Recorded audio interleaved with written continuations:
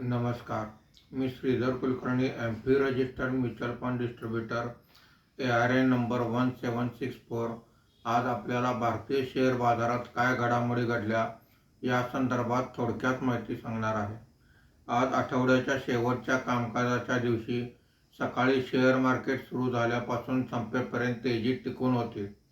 आज मार्केट बंद होताना सेन्सेक्स हा 828 पॉईंटने वाढून 77,570 वर बंद झालेला आहे.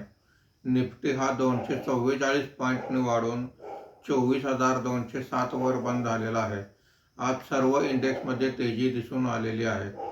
BSE reality index 3.40%, BSE IT index 2%, BSE metal index 1.55% वर आहेत.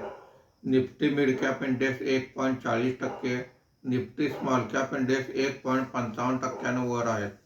आजच्या कामकाजामध्ये निफ्टीमध्ये वाढलेले मुख्य शेअर्स पुढील प्रमाणे: Jio financial services 3.68%, HDFC life insurance 2.87%, अडानी एंटरप्राइजेस 2.39% अशी वाढ आहे. आज निफ्टीमध्ये घसरलेले मुख्य शेअर्स पुढील प्रमाणे: डॉक्टर रेड्डीज लॅब 1.99%, इटर्नल 0.96%, भारती एअरटेल 0.55% अशी घसरण आहे. आज FIIने 2,019 कोटी रुपयांची खरेदी केलेली आहे. देशी वित्तीय संस्थांनी 2,603 कोटी रुपयांची खरेदी केलेली आहे.